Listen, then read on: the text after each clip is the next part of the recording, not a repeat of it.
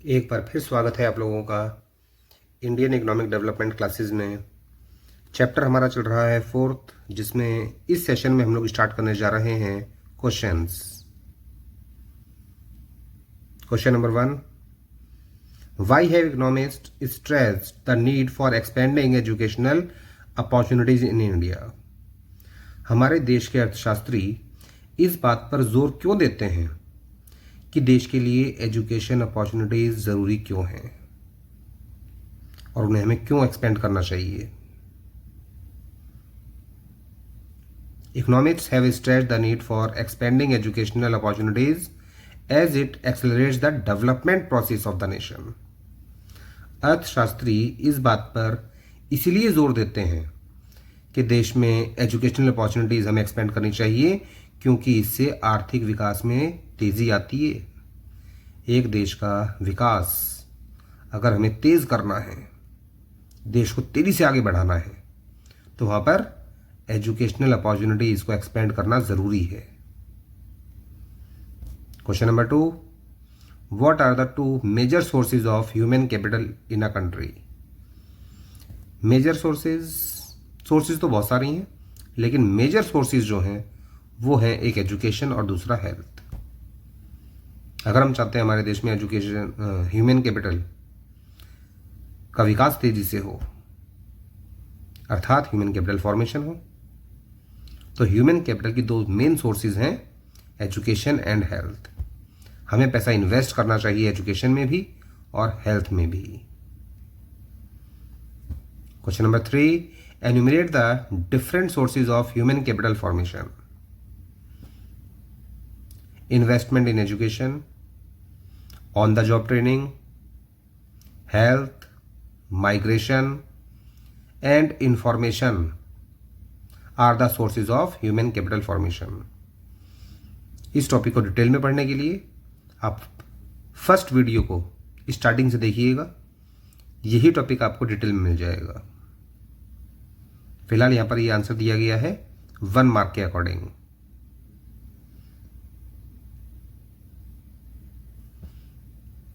Question number 4, spending on education by individuals is similar to spending on capital goods by companies.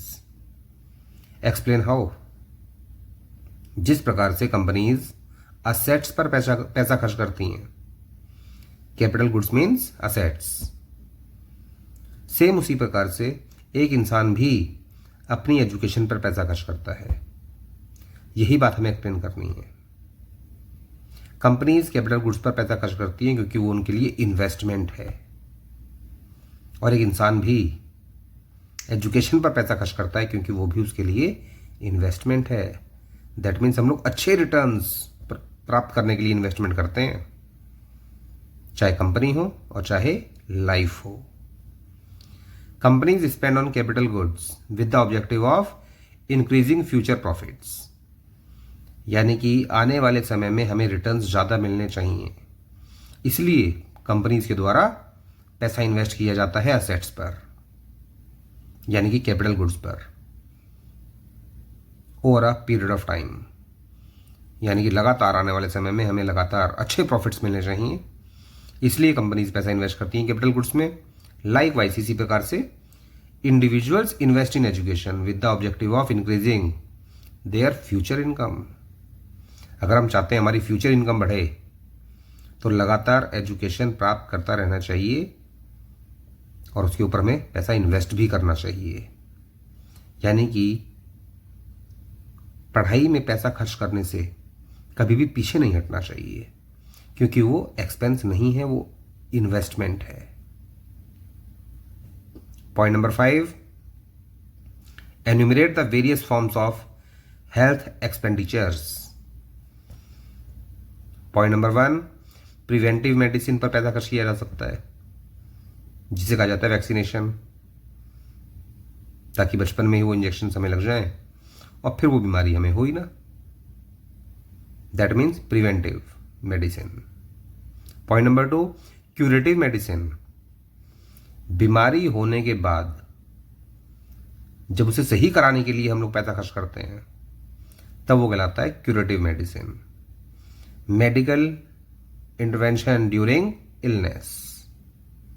Point number 3, social medicine, यानी कि समाज में हम लोग जागरूकता फैलाएंगे, अर्थात समाज को जागरूक बनाएंगे हेल्थ अच्छी रखने के लिए। उनको बताएंगे कि हेल्थ अच्छी रखने के लिए क्या क्या करना चाहिए, spread of health literacy. And point number 4, provision of clean drinking water and good sanitation, यानी कि स्वच्छ पीने का पानी हमारे पास होना चाहिए, सैनिटेशन की सुविधाएं अच्छी होनी चाहिए, ताकि पानी एक जगह जमा ना हो सड़कों पर, क्योंकि अधिकतर ऐसा देखा जाता है घर से निकलने वाला पानी सड़कों पर जमा रहता है, नालियों में ही जमा रहता है, बहता नहीं है। तो नालियाँ अच्छी होनी चाहिए, सीवरेज सिस्टम अच्छा होना चाहिए, जिसकी वजह से बीमारियां नहीं होंगी। Question number 6, how is health expenditure a source of human capital formation. अगर हम लोग अपने स्वास्थ्य पर पैसा खर्च कर रहे हैं तो ये कैसे एक सोर्स है ह्यूमन कैपिटल फॉर्मेशन का। Health expenditure directly increases the supply of healthy labour force. अगर हम लोग हेल्थ पर पैसा खर्च कर रहे हैं तो इसका सीधा संबंध इस बात से है कि हमें हेल्थी लेबर फोर्स मिलेगा देश के अंदर, and is the source of human capital formation.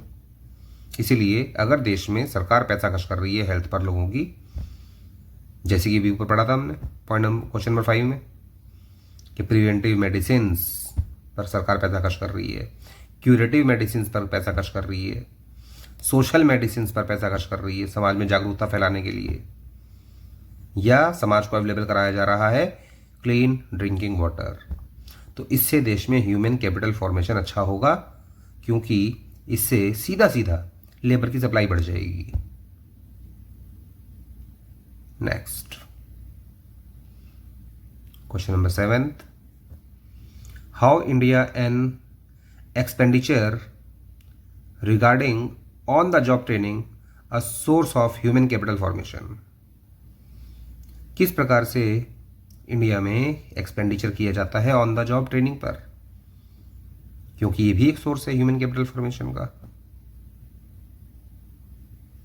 Expenditure regarding on the job training is a source of human capital formation as the return of such expenditure in the form of enhanced labor productivity।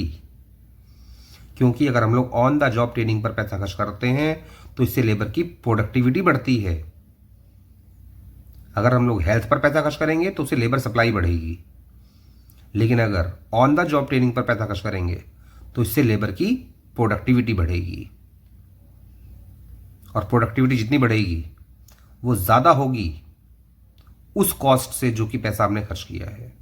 अर्थात on the job training की लागत कम होती है, और इसकी वजह से जो प्रोडक्टिविटी बढ़ती है लेबर की, उससे हमें फ़ायदा ज़्यादा मिलता है। Question number 8, how is an expenditure on migration a source of human capital formation. अगर हम लोग माइग्रेशन पर पैसा खर्च कर रहे हैं तो ये कैसे सोर्स बन जाता है ह्यूमन कैपिटल फॉर्मेशन का। माइग्रेशन का मतलब एक क्षेत्र को छोड़कर दूसरे क्षेत्र में चले जाना, नौकरी की तलाश में, अच्छे काम की तलाश में, अच्छी कमाई की तलाश में। It enhanced earnings in the new place outweigh the cost of migration. क्योंकि नए प्लेस पर जाने पर हमारी अर्निंग्स इतनी ज़्यादा बढ़ जाती हैं कि माइग्रेशन पर जो पैसा हमने खर्च किया था वो बहुत छोटा हो जाता है। It is also a source of human capital formation. इसलिए माइग्रेशन को भी ह्यूमन कैपिटल फॉर्मेशन का एक स्रोत माना गया है। Question number 9, why do technically qualified persons like engineers and doctors migrate to other countries. Qualified person जितने भी हैं हमारे देश में अधिकतर, जैसे कि इंजीनियर्स और डॉक्टर्स, ये जो बढ़िया पढ़ लिख जाते हैं तो ये कंट्रीज छोड़कर क्यों चले जाते हैं। इसी तो बोलते हैं brain drain. Technically qualified persons like engineers and doctors migrate to other countries because of higher salaries, क्योंकि उनको लगता है कि विदेश जाने पर उनकी सैलरीज बढ़ जाएंगी, उनको ज़्यादा पैसा मिलेगा, that they may get in such countries. यानी कि वो पैसा उनको इंडिया में नहीं मिलता जो पैसा वो लोग कमा सकते हैं फॉरेन कंट्रीज में। इसलिए अधिकतर हमारे देश के साइंटिस्ट, डॉक्टर्स, इंजीनियर्स अच्छा पढ़ने लिखने के बाद देश छोड़कर चले जाते हैं, जो कि हमारे देश के लिए बहुत बड़ा नुकसान है, और यही कहलाता है brain drain. Next question number 10, why is it necessary to incur expenditure for acquiring information relating to the labour market and other markets. Labour market के बारे में, अदर मार्केट्स के बारे में इंफॉर्मेशन प्राप्त करने पर भी पैसा खर्च करना चाहिए, ये जरूरी क्यों है? To know the level of salaries associated with various types of jobs, ताकि हमें पता चले कि किस किस जॉब में कितनी कितनी सैलरीज मिलती हैं। Whether the educational institutions provide the right type of employable skill, अर्थात जिस जगह हम लोग पढ़ाई करेंगे क्या वहां पर हमें ऐसा पढ़ाया जाएगा जिससे कि हमें ऐसे स्किल्स प्राप्त हो जिससे हमें काम मिल सके, एंड एट व्हाट कॉस्ट, और अगर मिल रहे हैं तो उनका खर्चा कितना आएगा, अर्थात उस पढ़ाई पर हमारा कितना पैसा खर्च होगा।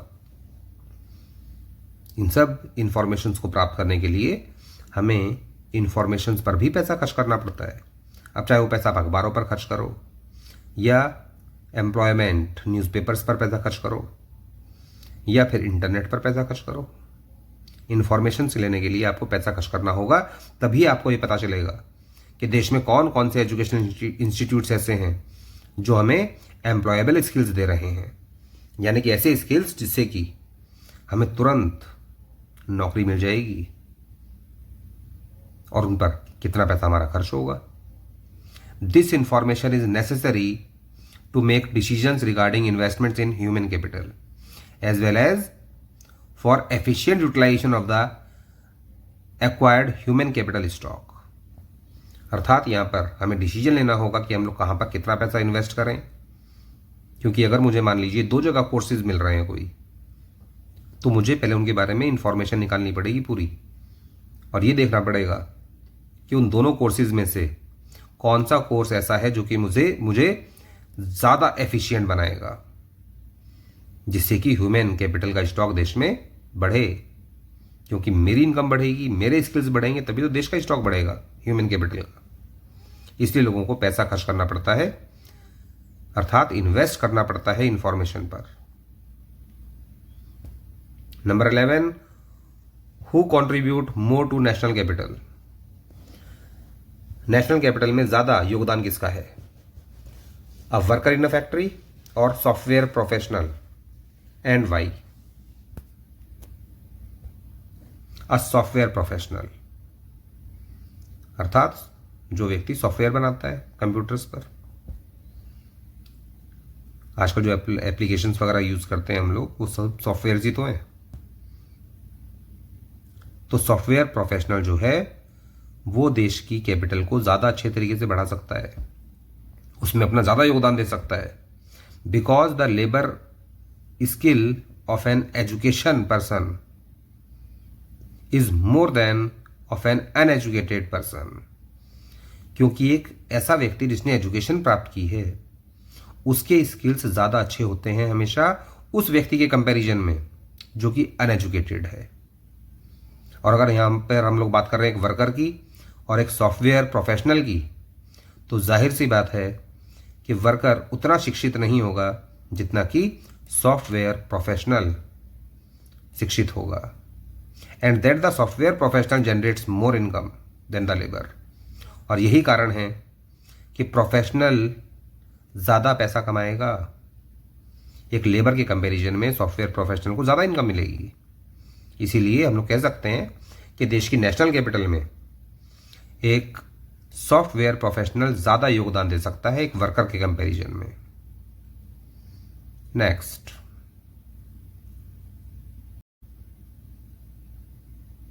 Question number 12, what is the reason for the existence of both private and public institutions in the education and health service markets. Education और हेल्थ, स्कूल्स हों या हॉस्पिटल्स हों, प्राइवेट और पब्लिक इंस्टीट्यूशंस दोनों का एग्जिस्टेंस इसके अंदर होता है। इसका रीजन क्या है? Education and health care services create both private and social benefits, क्योंकि एजुकेशन और हेल्थ जो हैं वो एक ऐसी सर्विसेज हैं जो कि प्राइवेट और सोशल बेनिफिट दोनों देते हैं। This is the reason for the existence of both private and public institutions. यही कारण है कि यहां पर हमें प्राइवेट इंस्टीट्यूशंस भी मिलेंगे और पब्लिक इंस्टीट्यूशंस भी मिलेंगे। जैसे कि स्कूल देख लीजिए, आपको प्राइवेट स्कूल भी बहुत सारे मिलेंगे और सरकारी स्कूल भी बहुत सारे मिलेंगे। ऐसे ही हॉस्पिटल्स भी, हर क्षेत्र में आपको प्राइवेट हॉस्पिटल भी मिलेगा और गवर्नमेंट हॉस्पिटल भी मिलेगा। Question number 13th, why do we observe regional differences in educational attainment in India? अलग अलग रीजन्स में एजुकेशनल अटेनमेंट भी अलग अलग है। हम लोग ऐसा ऑब्जर्व क्यों करते हैं? There are wide differences in educational attainment in India across regions and states due to economic, political as well as social reasons। यानी कि हर एक रीजन में अलग अलग हमें देखने को मिलती है एजुकेशन। उसका कारण क्या है? हर एक स्टेट में अलग अलग एजुकेशन का लेवल। उसका कारण क्या है? आर्थिक, राजनीतिक और कुछ सामाजिक कारण, जिसकी वजह से हर स्टेट में, हर रीजन में आपको एजुकेशनल अटेनमेंट का जो लेवल है वो भी अलग अलग मिलेगा। Question number 14th, what are the indicators of educational achievement in a country? किसी भी देश में एजुकेशनल अचीवमेंट का इंडिकेटर क्या है? हमें कैसे पता चलेगा कि उस देश के लोग ज्यादा पढ़े लिखे हैं? एडल्ट लिटरेसी रेट से, यानी कि पर 100 कितने लोग उस देश में पढ़ना और लिखना जानते हैं। प्राइमरी एजुकेशन कंप्लीट रेट से, कि देश में कितने लोग ऐसे हैं, कितने परसेंट लोग ऐसे हैं जो प्राइमरी एजुकेशन को कंप्लीट करते हैं, बीच में नहीं छोड़ते हैं। एंड यूथ लिटरेसी रेट, यानी कि हमारे देश के जो जवान हैं, हमारे देश के जो लोग हैं जो जिनको यूथ कहा जाता है, अप्रॉक्सीमेटली 16 ईयर्स टू 25 ईयर्स और 30 ईयर्स, उनमें लिटरेसी रेट क्या है? ये वो चीज़ें हैं जो कि एक देश में एजुकेशनल अचीवमेंट के इंडिकेटर्स हैं। अगर ये रेट हमें अच्छे दिखाई दे रहे हैं, इसका मतलब उस देश में एजुकेशनल अचीवमेंट अच्छा है, वरना एजुकेशन उस देश का बेकार माना जाएगा। Next, question number 15, how is government expenditure on education expressed? Government के द्वारा जो भी पैसा खर्च किया जाता है एजुकेशन पर, वो हम लोग कैसे एक्सप्रेस कर सकते हैं, अर्थात कैसे बता सकते हैं कि गवर्नमेंट ने कितना पैसा खर्च किया है? इसके दो तरीके हैं। Number 1, as a percentage of total government expenditure, यानी कि सरकार ने देश में जितना भी पैसा खर्च किया है उसमें से कितने परसेंट एजुकेशन पर खर्च किया है। And point number 2, as a percentage of GDP, यानी कि देश में जो इनकम पैदा हुई है प्रोडक्शन की वजह से, उसमें से गवर्नमेंट ने कितने परसेंट पैसा खर्च किया है एजुकेशन पर।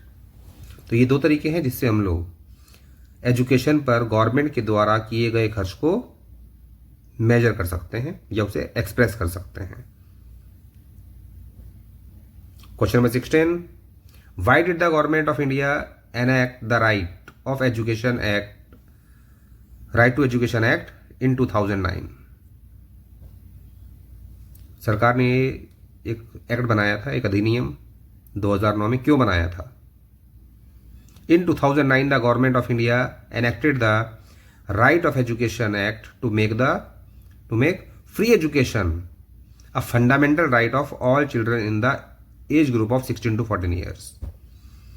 6 साल का बच्चा फर्स्ट क्लास में होता है और 14 ईयर्स का बच्चा अप्रॉक्सीमेटली 9th या 10th में होता है। तो फर्स्ट क्लास से लेकर लगभग 9th या 10th क्लास तक हर बच्चे के पास ये अधिकार है कि उसे फ्री एजुकेशन मिलनी चाहिए। अर्थात अगर बच्चा गरीब है तो उसी गरीबी की वजह से कोई भी स्कूल उसे मना नहीं कर सकता कि हम आपको एडमिशन नहीं देंगे, क्योंकि हर एक बच्चे के पास राइट ऑफ एजुकेशन है, यानी कि शिक्षा का अधिकार।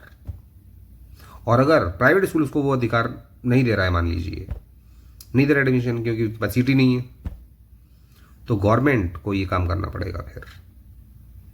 इसलिए गवर्नमेंट ने जगह जगह सरकारी स्कूल खुले हुए हैं ताकि अगर आपके बच्चे को प्राइवेट स्कूल में एडमिशन नहीं मिल रहा है किसी भी कारण से, तो फिर अब ये जिम्मेदारी हो जाती है सरकार की, क्योंकि हर बच्चे के पास शिक्षा का अधिकार है जिसकी उम्र 6 से 14 साल है। Next question number 17, why has government of India started levying a 2% education cess on all union taxes. और फिलहाल तो ये 2% नहीं 3% पे आ गया है। ये पुराना क्वेश्चन है इसलिए यहां पर 2% प्रिंट है। जब भी हम लोग टैक्स भरते हैं गवर्नमेंट को, इनकम टैक्स, तो उसमें कुछ एजुकेशन सेस लगता है।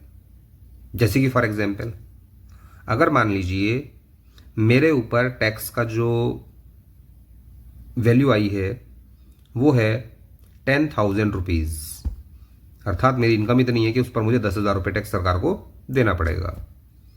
तो 10,000 का 2% गवर्नमेंट मुझसे एजुकेशन सेस भी लेती है, जो कि अब 2 नहीं 3% हो चुका है। और 10,000 का 3% होगा 300 रुपये। तो ये 300 रुपये जो मुझे एक्स्ट्रा भरने पड़ रहे हैं, ये गवर्नमेंट क्यों ले रही है? Government of India has also started levying a 2% education cess on all union taxes so that the revenue from education cess may be used for spending on elementary education, ताकि गवर्नमेंट को जो इससे कमाई होगी वो पैसा गवर्नमेंट खर्च करेगी एलिमेंट्री एजुकेशन पर। इसलिए गवर्नमेंट एजुकेशन सेस लगाती है देश में। Question number 18, is the expenditure on different levels of education in India is same? नहीं, सेम तो नहीं होना चाहिए, और ना है। जो भी पैसा खर्च किया जाता है अलग अलग एजुकेशन लेवल्स पर, वो सेम नहीं होता। No, elementary education takes a major share of total education expenditure and the share of the higher या tertiary education institutions of higher learning like colleges, polytechnics and universities is the least.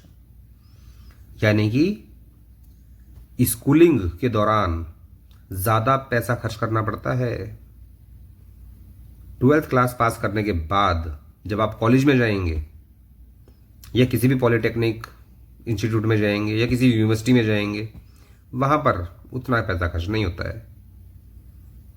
लगभग 12th class की अगर बात करें तो private schools में 1 साल की जो फीस होती है 40,000, 50,000, ये आम बात है।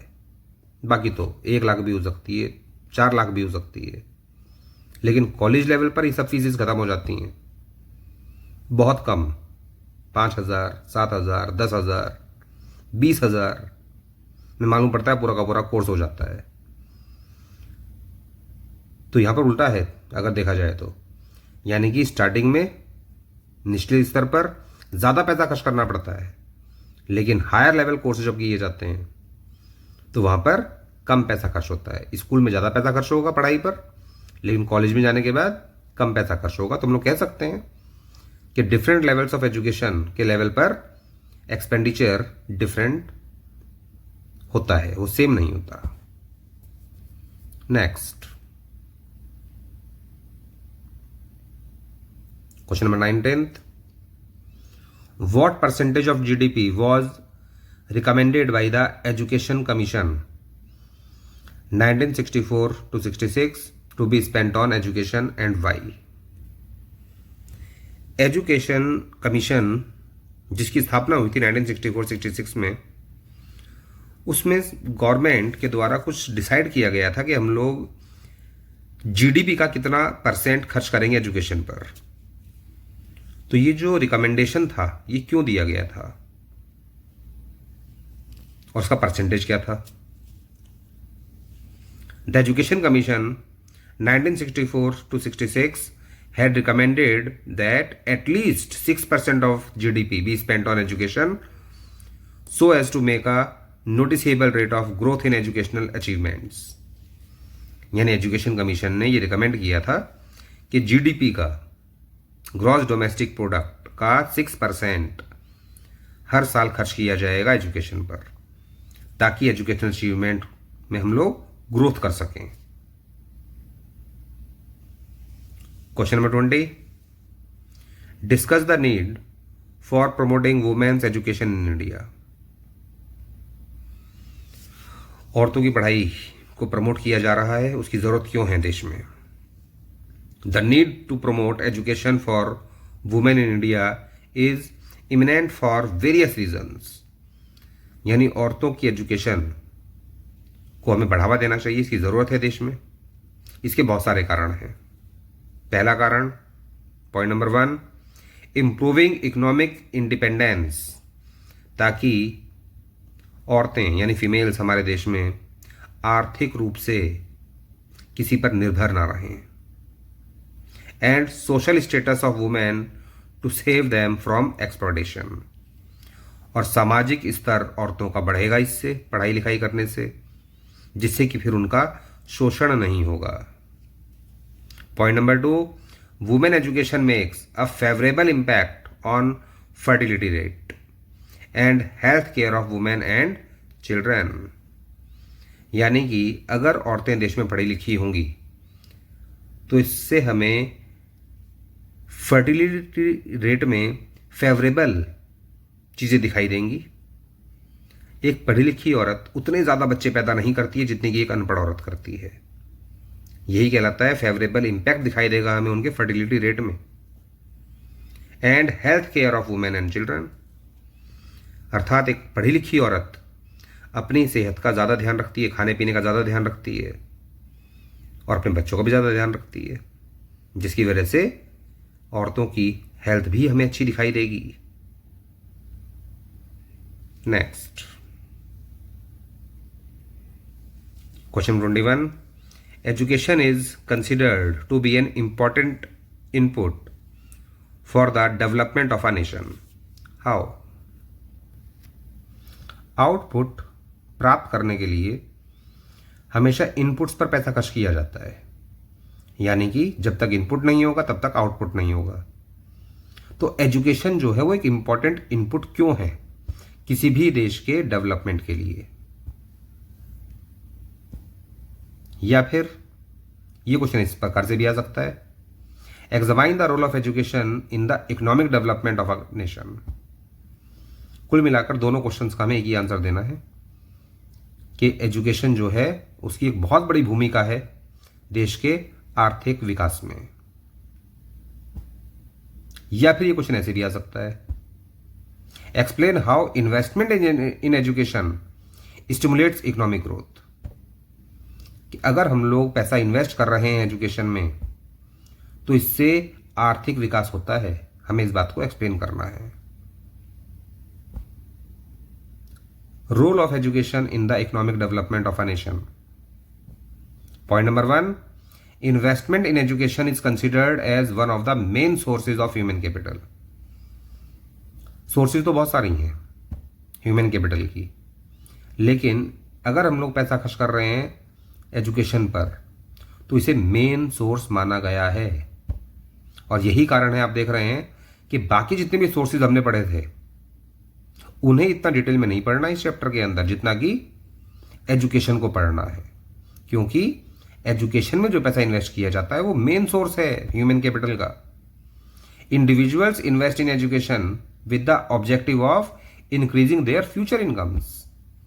और अधिकतर लोग पैसा खर्च करते हैं एजुकेशन पर, क्योंकि उनको पता है, उनको लगता भी है कि जितना ज़्यादा पैसा हम लोग अपनी एजुकेशन पर खर्च करेंगे, फ्यूचर में हमारी इनकम उतनी ही ज़्यादा होगी। अभी यही क्वेश्चन चलेगा। Point number 2, naturally the contribution of the educated person to economic growth is more than that of an illiterate person। यानी कि एजुकेटेड व्यक्ति आर्थिक विकास में अपना ज़्यादा योगदान दे सकता है एक इलिटरेट पर्सन के कंपैरिजन में। देश के आर्थिक विकास में पढ़ा लिखा व्यक्ति हमेशा ज़्यादा योगदान देगा। Education provides knowledge to understand changes. जो भी हमारे आसपास बदलाव हो रहे हैं उन्हें समझने के लिए एजुकेशन ज़रूरी है। In society and scientific advancement, चाहे समाज में बदलाव आए या साइंटिफिक एडवांसमेंट में बदलाव आए, उन चीज़ों को समझने के लिए व्यक्ति का एजुकेटेड होना ज़रूरी होता है। दस फैसिलिटेट इन्वेंशंस एंड इनोवेशंस, और फिर व्यक्ति आविष्कार करता है या नव प्रवर्तन करता है। इनोवेशन मीन्स पुरानी चीज़ को ही एक नया रूप दे देना, और इन्वेंशन का मतलब एक नई चीज को पैदा करना। व्यक्ति ऐसा करता है जब भी वो देखता है कि समाज में या साइंटिफिक एडवांसमेंट्स के अंतर्गत कोई भी बदलाव आ रहा है, और ये काम केवल वही व्यक्ति कर सकता है, इनोवेशन एंड इन्वेंशन, जो पढ़ा लिखा होगा। वैसे ऐसा कुछ जरूरी नहीं है, एडिशन के बारे में हम जानते ही हैं, वो एक्सेप्शन केस है कि व्यक्ति बिना पढ़ा लिखे भी इन्वेंशंस कर सकता है। Point number 3, the availability of educated labour force facilitates adaptation of new technologies. Thus investment in education stimulates economic growth. अगर हमारी लेबर फोर्स पढ़ी लिखी है, एजुकेटेड है, तो न्यू टेक्नोलॉजीज को वो जल्दी समझ लेती है और जल्दी अपना भी लेती है। अगर हमारी लेबर फोर्स ज़्यादा पढ़ी लिखी नहीं है तो वो नई टेक्नोलॉजी को आसानी से समझ नहीं पाएगी। इसलिए एजुकेशन में पैसा खर्च करना ज़रूरी है ताकि देश का आर्थिक विकास हो। नेक्स्ट,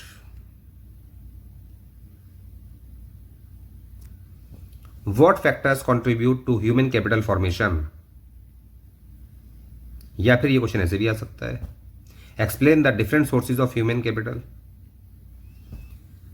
यही सोर्सेज आपको चैप्टर की स्टार्टिंग में पढ़ाए गए थे।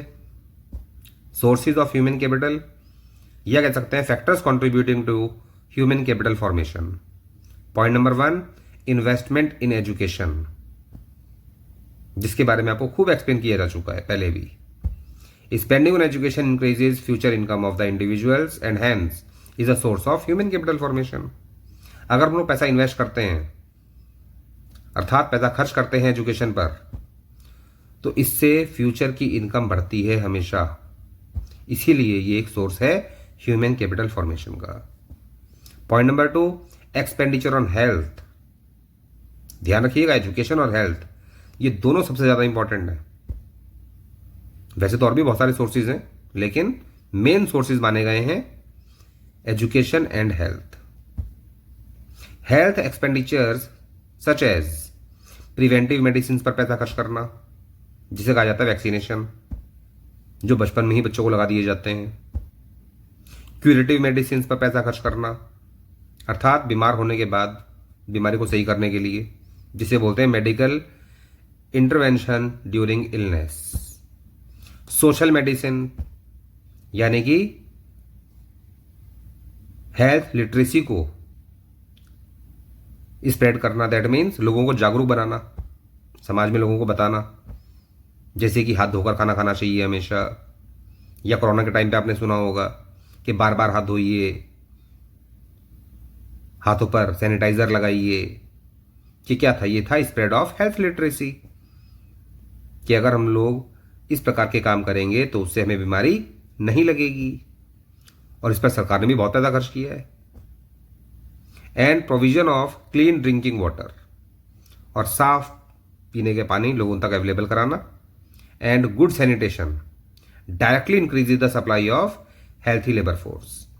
अगर इन चीज़ों पर देश में पैसा खर्च होता है तो उससे सीधे रूप से देश में लेबर सप्लाई बढ़ जाती है, अर्थात हमें लेबर फोर्स ज़्यादा प्राप्त होगा देश के अंदर, and is the source of human capital formation. इसलिए ये एक ह्यूमन कैपिटल फॉर्मेशन माना जाता है। कंटिन्यूड, अभी यही क्वेश्चन आगे चलेगा क्योंकि सोर्सेज अभी खत्म नहीं हुए हैं, या कह सकते हैं फैक्टर्स। थर्ड पॉइंट हमने पढ़ा था expenditure regarding on the job training, यानी कि व्यक्ति काम सीखता भी जाएगा, काम करता भी जाएगा। तो ऑन द जॉब ट्रेनिंग पर व्यक्ति को पैसा खर्च करना पड़ता है, ट्रेनिंग फ्री में नहीं मिलती, क्योंकि ऑन द जॉब ट्रेनिंग में जो पैसा हमें मिलता है कमाई के तौर पर वो ना के बराबर होता है, उससे ज्यादा पैसा हमें खर्च करना पड़ता है। Firms spend on giving on the job training to their workers. अधिकतर firms on the job training पर पैसा खर्च करती हैं। Expenditure regarding on the job training is a source of human capital formation as the return of such expenditure in the form of enhanced labor productivity is more than the cost of it। क्योंकि on the job training पर जब पैसा खर्च किया जाता है तो उससे लेबर की प्रोडक्टिविटी इतनी ज़्यादा बढ़ जाती है कि जो पैसा हमने खर्च किया था वो उसके सामने कुछ भी नहीं होता। अर्थात यहाँ पर कॉस्ट आती है come on the job training पर, और उसके बेनिफिट्स हमें मिलते हैं ज़्यादा। बेनिफिट्स कैसे ज़्यादा मिलते हैं? ज़्यादा प्रोडक्टिविटी के कारण, क्योंकि लेबर की प्रोडक्टिविटी बढ़ जाती है। Point number fourth, expenditure on migration. अगर हमें लगता है कि एक क्षेत्र छोड़कर दूसरे क्षेत्र में जाने पर हमारी इनकम बढ़ जाएगी तो हमें पैसा खर्च करना चाहिए माइग्रेशन पर। People migrate in search of jobs that fetch them higher salaries that what they may get in their native places. यानी कि आपके पड़ोस में शायद हो सकता है आपको उतनी अच्छी सैलरीज ना मिल रही हो, आपके शहर में आपको उतनी अच्छी सैलरीज नहीं मिल रही हो जितनी कि दूसरे शहर में जाकर आपको सैलरी मिल जाएगी। तो लोग क्या करते हैं? माइग्रेट करते हैं। The enhanced earnings in the new place outweigh the cost of migration. और नई जगह पर जाकर जब आपको ज्यादा पैसा मिलता है, आपकी इनकम ज्यादा बढ़ जाती है, तो जो खर्चा आपने किया था माइग्रेशन पर वो फिर छोटा हो जाता है। Hence, expenditure on migration is also a source of human capital formation। तो अगर हमें लगता है कि नई जगह पर जाकर हमारे स्किल्स बढ़ेंगे, हमें नई चीज़ें सीखने को मिलेंगी, हमारी इनकम बढ़ जाएगी, हमें ज़्यादा सैलरी मिल सकती है, तो माइग्रेशन पर पैसा खर्च करना चाहिए, क्योंकि यहाँ पर जो पैसा खर्च करेंगे उसकी कॉस्ट आएगी कम और उससे बेनिफिट्स मिलेंगे ज़्यादा। Point number 5, expenditure incurred for acquiring information relating to the labour market and other markets. यानी कि इंफॉर्मेशन पर भी हमें पैसा खर्च करना चाहिए, क्योंकि इससे हमें लेबर मार्केट और अदर मार्केट्स के बारे में इंफॉर्मेशन मिलती है। This information is necessary to make decisions regarding investments in human capital as well as for efficient utilisation of the acquired human capital stock. अगर हम लोग इंफॉर्मेशन पर पैसा खर्च कर रहे हैं तो यहां पर हमें डिसीजन लेने में आसानी होगी कि किस प्रकार से हम लोग ह्यूमन कैपिटल स्टॉक को ज़्यादा अच्छे तरीके से इस्तेमाल कर सकते हैं देश के अंदर। दैट मीन्स अगर हमें अच्छे अच्छे कॉलेजेस के बारे में इंफॉर्मेशन मिल रही है तो हम लोग डिसीजन ले सकते हैं कि हमें कौन से कॉलेज में ज़्यादा अच्छे तरीके से पढ़ाई कराई जाएगी। हम लोग कंपैरिजन कर सकते हैं कि कौन सी पढ़ाई हमारे लिए ऐसी है जिससे कि हमें इनकम ज़्यादा मिलेगी, कौन सी पढ़ाई हमारे लिए ऐसी है जिससे कि हमारे स्किल्स ज़्यादा डेवलप होंगे। इसलिए व्यक्ति को लेबर मार्केट और अदर मार्केट्स के बारे में इंफॉर्मेशन प्राप्त करने के लिए हमें पैसा खर्च करते रहना चाहिए। And that's all for this session. अभी और भी बहुत सारे क्वेश्चंस करेंगे आने वाले सेशंस में। तब तक इन क्वेश्चंस को पढ़िए और तैयार कीजिए। Thank you.